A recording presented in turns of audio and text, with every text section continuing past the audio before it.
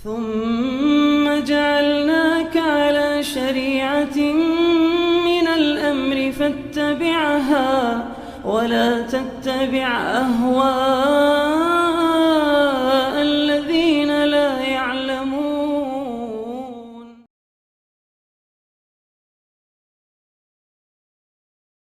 Ada beberapa permasalahan yang berkaitan dengan imam. Pertama, ini diketahui oleh hendaknya dipahami oleh para imam. Pertama, jika imam lupa di tengah jalan ayat yang sedang dia baca, apa yang dia lakukan? Ya. Kalau dia lupa Al-Fatihah, ya dia harus ulang baca Al-Fatihah.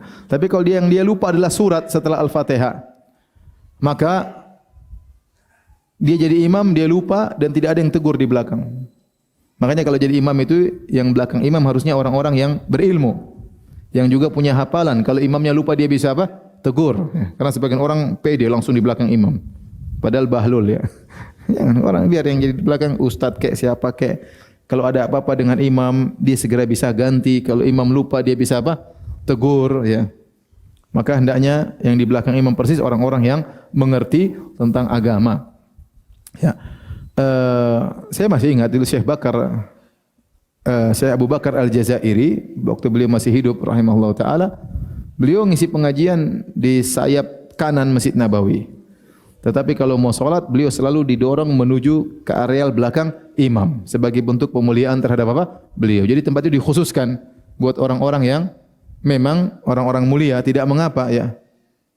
Karena kalau imam lupa, mereka yang tegur ya, atau terjadi sesuatu mereka yang gantikan. Tidak semua orang di belakang imam persis, hanya orang-orang yang berilmu. Nah, bagaimana kalau imam lupa? Imam lupa, misalnya baca ayat, imam lupa, ya. Kalau itu ayat yang dihafal oleh banyak orang, ya, cukuplah orang-orang di belakang imam yang tegur. Jadi sekarang penyakit banyak ya, ini terjadi di musim sholat tarawih. Ya, saya sering mengalami hal ini. Misalnya kita sholat di belakang imam, imamnya lupa, nanti yang tegur semua belakang semua tegur. Atau ada orang di ujung tegur ya. Tidak perlu, kalau sudah ada satu yang tegur, ente enggak usah tunjukkan ente juga hafal. Kadang-kadang tegur tapi ria ya. Ingin menunjukkan saya juga hafal ya. Ente di ujung dunia ngapain tegur? Siapa juga mau dengar? Biarin orang di depan yang tegur. Kalau semua tegur 10 orang, imam juga enggak tahu apa yang dibaca karena dia enggak tahu. Maka biarlah orang yang ditugaskan oleh imam yang menegur. Jangan semua orang bicara. Misalnya saya sholat di Masjid Nabawi, imamnya salah, samping saya tegur. Ente mendengar imam jauh sekali, siapa yang mendengar juga? Ente hanya ganggu saya aja, enggak usah. Ya ngapain ente tegur? Jarak ente dari imam bisa jadi 500 meter. Ngapain ente tegur? Sudah biar di depan sana sudah ada yang tugasnya menegur. Ente diam aja, dengar aja ya. Ini di antara adab ya. Kemudian kalau seorang sudah menegur imam, imamnya lanjut saja, biarin aja ya. Biarin aja, jangan dipaksa ya, biarin aja ya. Biarin aja. Tetapi imam sendiri kalau dia tahu dia salah, hendaknya dia melakukan beberapa pilihan. Pilihan pertama, ternyata tidak ada yang bisa bantu dia untuk mengingatkan ayat tersebut, dia boleh langsung ruku. Tidak usah lanjutkan, enggak apa-apa. Macet tengah jalan, dia ulang lagi, enggak bisa nyambung-nyambung, benar-benar macet, langsung aja Allahu Akbar. Allahu Akbar, enggak ada masalah. Atau kalau dia benar-benar lupa, maka silakan dia ganti dengan baca surat yang lain ya.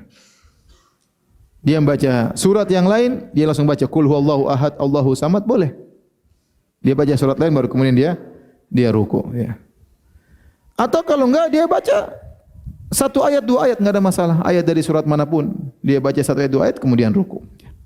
Jadi saya ulangi, kalau imam lupa di tengah jalan, kalau dia tidak bisa ingat ayat tersebut, maka ada 3 hal yang bisa dilakukan. Pertama, dia langsung ruku, boleh. Tidak usah lanjut.